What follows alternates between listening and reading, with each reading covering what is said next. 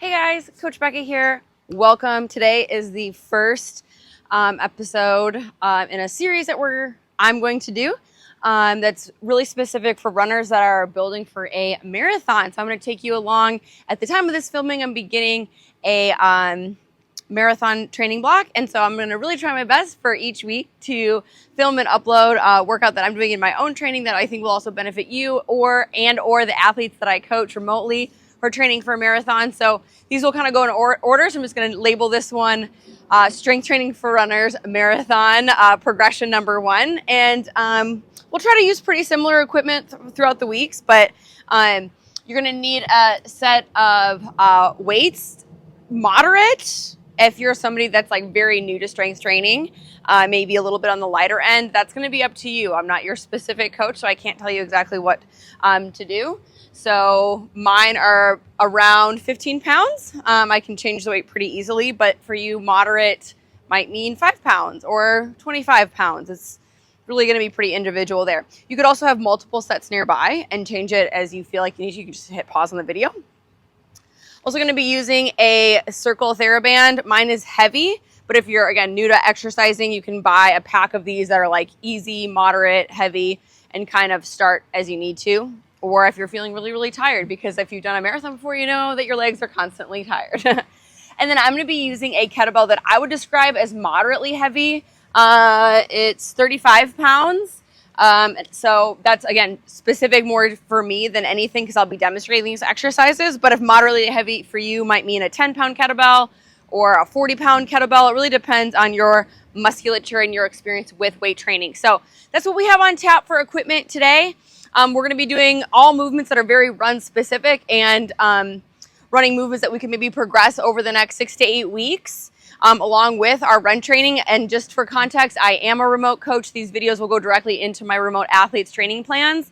So if you're coming along for the ride, know that I'm going to be taking this from a very coaching angle. I'm going to be explaining a lot. And if you're somebody that's very antsy and doesn't like that, you just want to get down to business, maybe search elsewhere. But I want you to really know why you're doing what you're doing and how that's going to translate into your run training program. So I think a lot of you will enjoy that though. So I also have a mat out here, and you'll notice one last thing here.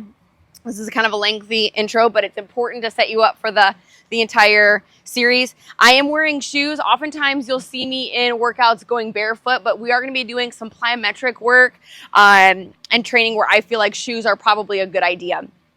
One last note, a lot of times runners stay away from heavier weights, and the reason why I kept saying moderately heavy is because we do want to build some strength in the running muscles and prepare them for the demands of a marathon. So it's important to start implanting in your mind that we're not just going to be doing lightweight endurance type stuff. We are going to be trying to fatigue the muscles specific for running and build strength to prevent injuries and improve your performance specifically late in the marathon. All right.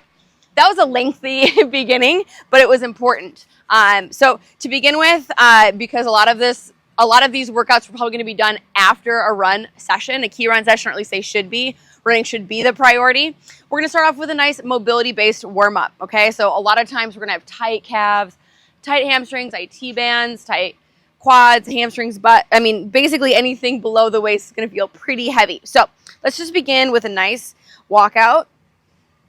So just hinge at your hips, soft knees, bend the knees as need to. You're just going to walk until you're in a downward facing dog, and we're just going to pedal those calves out.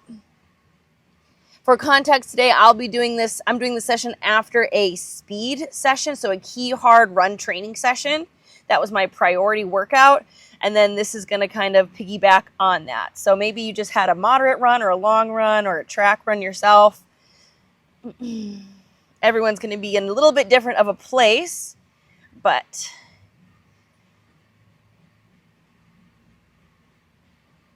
very good. 10 more seconds here. And our repetitions are really going to range throughout this progression, throughout this workout. Even some things we'll be doing endurance reps. Some things we'll be doing power reps or strength building reps. So just kind of stay tuned there. Okay, let's go ahead and walk back up. Okay. Now what we're going to be doing is, because ankles are a really tough joint, we're going to kind of work our way up in our warm-up. Really tough joint for runners. I think because it's lower body. Ankles, knees, and hips are the main complaint that I hear from a lot of athletes. So we'll kind of start with the ankle joint. What we're just going to do is a big circle on one leg. And if you really struggle with balance, you can hold on to something here. This isn't necessarily a balance exercise. It's for the ankle. It can be a balance exercise, but we want to focus on ankle mobility. So make a big circle with your toe, just watching kind of your knee and hip. We don't want to be doing this with our whole leg, right? We want to isolate the ankle. So a big circle around and then a big circle back. And I know my ankles have been really, really sore lately, especially in this era of super shoes. The ankles can take a really big beating. I just have my knee sort of soft and my hip raised so I can get these big circles in. Notice I'm going both directions. And we're going about 30 seconds per side. Just a nice kind of get the aches and pains out of the ankles kind of situation. Other side. They were really nagging at me today when I was running, so I was like almost looking forward to doing this exercise. So again, about 30 seconds on each side. And of course, if you're like me and doing this or you're finding this at this time in your training, the beginning of a marathon build is always really, really exciting. Or maybe you're one of my remote athletes that's not doing a marathon. Maybe you're training for an Ironman or even a half marathon or anything, 70.3 or 5K. Really, this will work for a lot of different training blocks. It's just this one I wanted to really kind of do with a marathon focus. All right, very good. We're going to get into the band pretty early today. So go ahead and take the band. We're going to place it right around our ankles.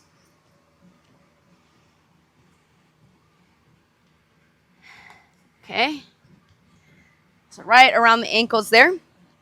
Soft knees, so just kind of bend the knees. We don't want to be stock straight. So soft knees, soft hips. And now just a key tip here when we're going to be doing lateral band walks, which is a classic for building like the glutes and strengthening in the lateral plane of movement, which runners never get into when they're running, but can often get injured in because those muscles just get a little bit neglected maybe. And then when muscles get really tired and then we are relying on them for running, then we can run into some problems. So a key cue for this one is that you want to keep tension in the band. So you're never going to step all the way together and let the band be slack.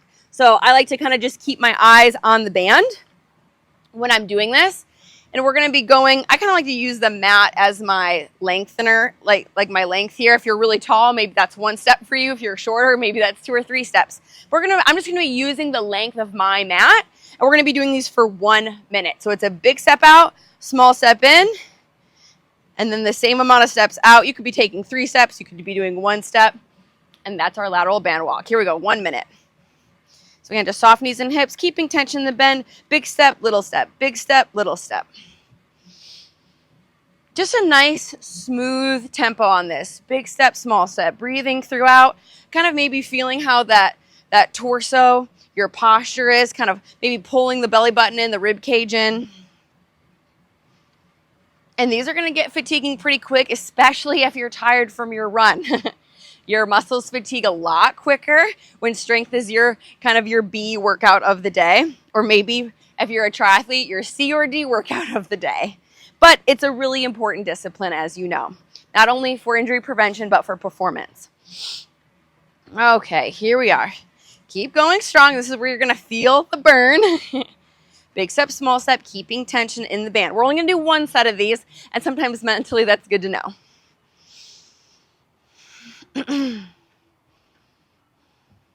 15 seconds. 10 seconds. Okay, hang in there. Gritting it out now. 5, 4, 3, 2, and 1. Woo! Okay, wonderful job. Now, I'm going to pull this band up just a little bit, okay, for our next exercise, which is a standing leg raise. Now, some people might really benefit from holding on to something because what happens is it's really easy to do this. And then your hips don't have to do the work. And again, we just did those band walks. You're probably a little tired from running, et cetera, et cetera, et cetera. So if you hold on to something, you won't let your glutes or hips off of off the hook. We want to make those muscles work. So if you want to hold on to something, great. Otherwise, I encourage you to stand with your hands on your hips. That way you keep your shoulders stacked over your hips. Okay, and you're just going to do a side leg raise like so. I'm going to hold on to something because my muscles are tired. All right, so standing up tall, we'll do 12 per side. So it looks like this. 1, and I just kind of, you don't have to come all the way back in because, again, you want to keep tension in the band. So you can maybe touch your toe to the floor here, up. As soon as you feel a little bit of slack in the band, that's where your end range of motion is. So you don't have to come all the way back here because then obviously the band falls down. So 10, 9, 8, 7, 6, 5, 4, 3, 2, and 1. 12 on the other side. 12, 11, 10, 9, 8, 7, 6, 5, 4, 3, 2, and 1. Great job. Okay. Now, a very run-specific movement. We're going to bring the band down around to our insteps. I'll bring this a little closer so you can see it. So right around the middle of your foot. And I'll just turn to the side here. And we're going to essentially do like a running drill. So arms, this is a great drill to do, by the way, in front of a mirror. If you're somebody that's been accused of doing a cross swing, don't panic if that's you, okay?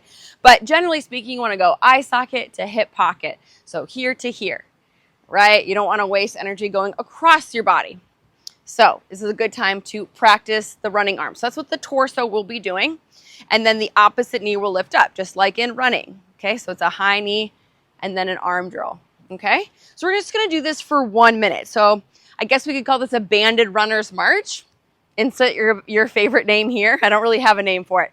So torso, and then we'll go alternating legs, just like what we would do if you were running. Here we go. Up. And you do want to really work on that knee lift, that drive from the hips, that tall posture, that good arm swing. And the pace can be kind of what feels natural to you. Strengthening those hip flexors. Working on that clean arm swing.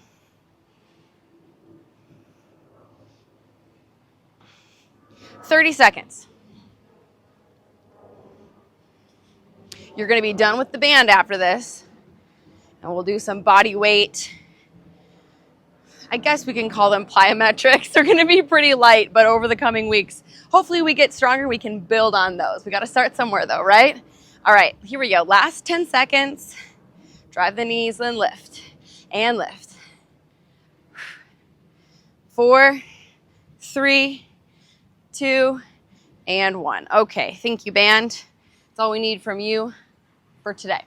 Okay, so we're going to be doing like a fall forward type drill. And that's just to kind of, again, a lot of these drills are to build strength in the joints and prepare them for the impact of running. So we'll do the fall forward lunge drill, I guess we'll call it. What you're going to do is a big step forward, lunge back, and push yourself to the start position. If you want to do running arms with that, you can, or I guess opposite, whatever feels natural to you. I'm just going to be doing the big step push back, but sometimes, you know, if you can make it as run specific as possible, good on you. We're going to do 5 per side. So here we go. Big step forward, step, push yourself back. There's 1. 2. Make it as big as you can. 3. 4. I'll do 1 with arms. And 5. Good. If you have any knee pain during that, maybe just take it easier. Just do like maybe a back facing lunge. Okay. We'll do 2 sets of 5 per side. So big step forward, big step back, push off. It should feel like you're really stepping over something and then pushing back. Exaggerate your movements here. Almost like you're running downhill. Push, step and push. Okay, 1 more. And you do want to be aware and watch, what's your knee doing? Is it, falling inside or pushing outside? Because now when we're at the beginning of a build or a cycle, it's a really nice time to fix those imbalances. Let me do this one facing you. And just kind of tracking your knee. It's okay if we have a little bit of movement. That's normal, but we want to, if we have a big, that's something we want to avoid. So really try to watch your alignment here and maybe put a focus on that, okay? So our second set of 5 fall forward lunge push-offs, we'll call them. Big step. 1, 2, 3, 4, 5. Other side. 1, 2, 3, 4, 5. Great job. Okay, and then we're only going to do these 2 movements. Our second kind of plyometric or maybe higher force movement is just going to be a lateral hop. Just kidding, sorry, we do have 3. One more after that. Okay, so what you're going to do is start on one leg and then hop to the other leg. And in terms of effort, maybe around 80 to 90%, okay? And we will bring the arms into this. So we're going to do 20 total, 2 sets with some rest in between. And then I have one more for you before we do the weights. All right, so it's a step, it's a hop. 1, 2, 80 to 90%. 3, 4, landing with the knee soft. 5, 6, I'll show you from the side. 7, 8, 9, 10, that's the tempo. 11, 12, stick that landing. 13, 14, 15, 16, 17, 18, 19, 20, rest. So that one should kind of get the heart rate up a little bit. Again, we are jumping side to side, strengthening that lateral movement. But again, watching that alignment, watching the knees, seeing what your body's tendency is, maybe where some areas of weaknesses might be. You should feel that elevated breathing pattern. Try to show you from the side and from the front. I'm just going to stay facing the side this time. We're going to do one more set of 20. Here we go. 1, 2, 3, 4, 5, 6, 7, 8, 9, 10, 11, 12, 13, 14, 15, 16, 17, 18, 19, and 20. Good. All right, so I knew there was a single leg drill that I wanted to get through today, but we're going to do a single leg hop. Sometimes with my athletes that I've coached for years, you might have heard me call these ankle stiffness hops. And this is what it looks like for people that aren't ready to do a single leg. You're just going to jump really only from your ankles, so not as much from your knees or hips. So this would be the regression to what I'm about to show you. We're going to do 10 per side. So you're going to stand on one leg and just focus on jumping from your ankle, okay? And again, we're kind of pretending like we're jumping on a pogo stick and that's the ankle. And this should be like around a 90% effort. It's not like super maximal, but it will be a little bit taxing at the same time, or a lot of bit taxing, I should say. So 10 per side. If you don't feel like you're ready, just do the double jumps that I showed at first. Okay, here we go. 10, 9, 8, 7, 6, 5, 4, 3, 2, 1. That's it. 10, 9, 8, 7, 6, 5, 4, 3, 2, 1. I'm a lot more limited on this side because I have fractured cartilage in the ankle. So you'll notice did not get up nearly as high. Still building stability, strength in that ankle. So I'm doing what I can there. I'm sure you all can relate to your injuries. Okay, back to the other side. Here we go. 10, 9, 8, 7, 6, 5, 4, 3, 2, 1. Good. Other side. Again, these should be pain-free movements. I do want to be clear. 10, 9, 8, 7, 6, 5, 4, 3, 2, 1. Great. Now, finally, it's time for some weights. All right, we're going to be doing the deadlift. So you're going to straddle your kettlebell. If you don't have a kettlebell, You should get one. You will use it. But you can use weights, or maybe you have a bar at home, whatever. But I usually kind of line up the handle with my shins, and I stand just outside of it, like so, okay? This is a primarily hamstring and butt focused movement that powers from the hip. So it's a hip dominant butt hamstring movement. So we're going to do a set of 10 of these, and this should feel challenging. So nice stiff spine. If you're not sure what that means, put one hand on the small of your back, one hand behind your neck. You're going to hinge at your hips, keeping those hands in line, okay? This is a traditional deadlift. Here we go for 10. So the knees are bent, then you've got your hips and shoulders, neutral eyes. So you'll lift your gaze as you lift the weight. 10, 9, 8, 7, 6, 5, 4, 3, 2, and 1. Good. I'll show the next set from the front. Now, while our legs rest, we're going to grab our weights and do 10 shoulder presses. Now, because we're not doing any squats or any lunges other than what we did in the warm-up, we're going to do a little bit of a push to a press, okay? So you're just going to barely load through the quads, push up. And I like this movement because it trains the upper body and it gets those quads going a little bit. Kind of gives us a nice platform for upcoming movements. But it's not going to make your quads super sore for your run training tomorrow. So it's the best of both worlds. So here we go. Let's strengthen those legs and arms. Just a baby squat, push. Baby squat, push. Going to 10. These should feel challenging. 3, 4, 5, 6, 7, 8, 9, and 10. Very good. And now just a simple single joint exercise before we start the circuit over again. I'll come a little closer. Weighted calf raises to 20.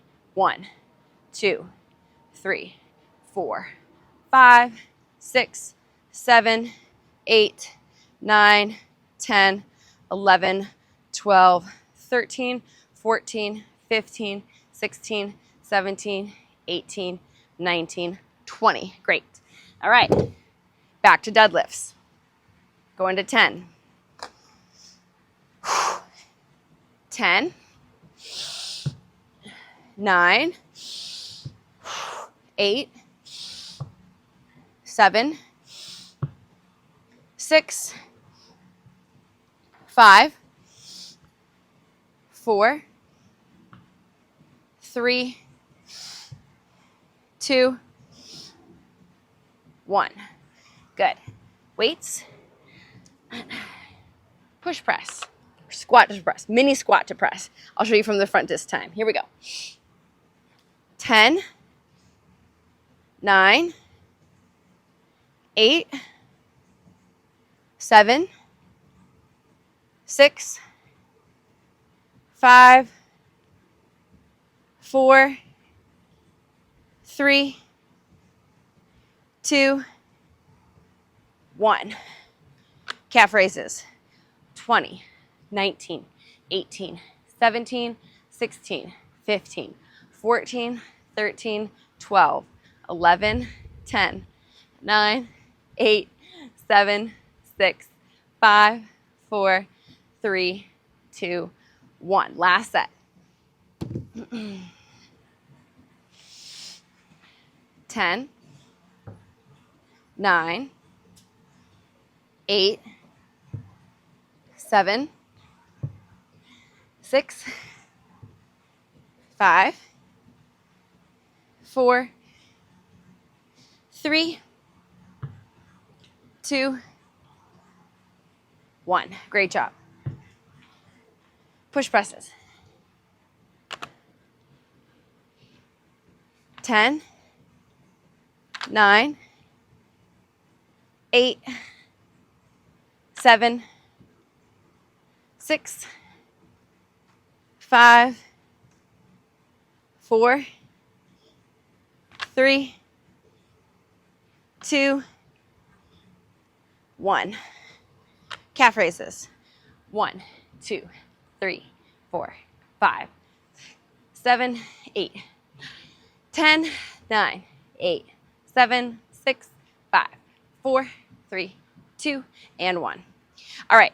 Now, I wouldn't necessarily classify this as a biceps exercise, but you'll feel it in that area most. We're going to do a set of running arms.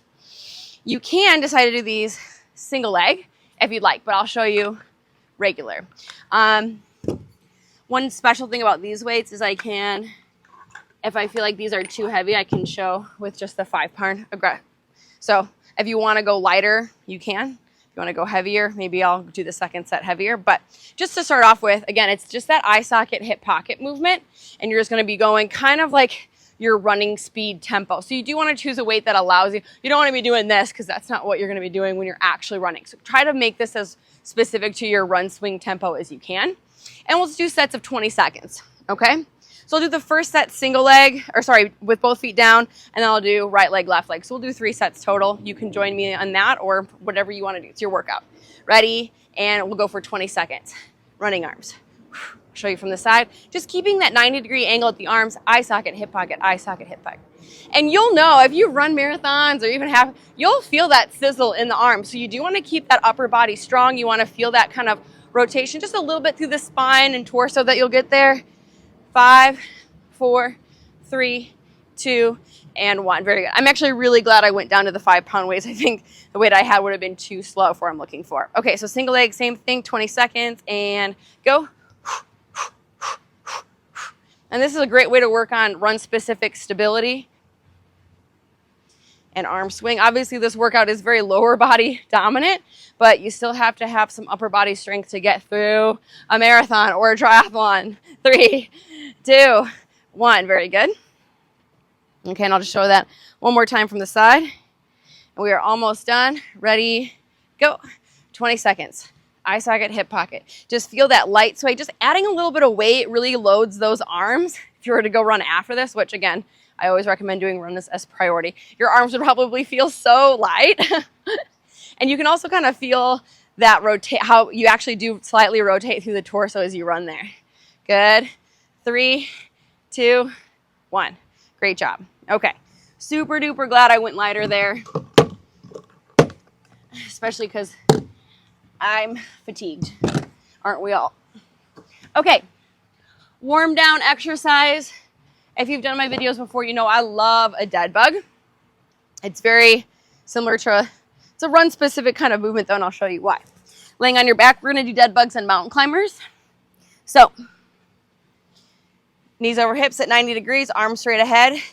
You're going to extend, and this is again kind of like a high knee type movement, and it's also doing opposite, you're getting coordination in as well. It's also a nice way to kind of lengthen the hip flexors after running. We can get tight hip flexors pretty easily, so it's a great core exercise in that sense. So let's do one set of 20 opposite arm to leg. 20, 19, 18, 17, 16, 15, 14, 13, 12, 11, 10, 9, 8, 7, 6, 5, 4, 3, 2, and 1. And then we'll complement that with mountain climbers, which is also pretty run specific movement. It's basically that same type of pattern, but flipped over. 20 of these. 20, 19, 18, 17, 16,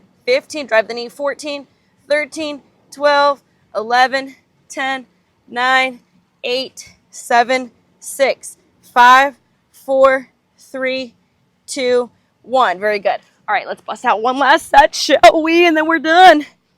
1, 2, stretch it out. 3, 4, 5, 6, 7, 8, 9, 10, 9, 8, 7, 6, 5, 4, 3, 2, and 1. Here we go. 20, 19, 18, 17, 16, 15, 14, 13, 12, 11, 10, 9, 8, 7, 6, 5, 4, 3, 2, and 1.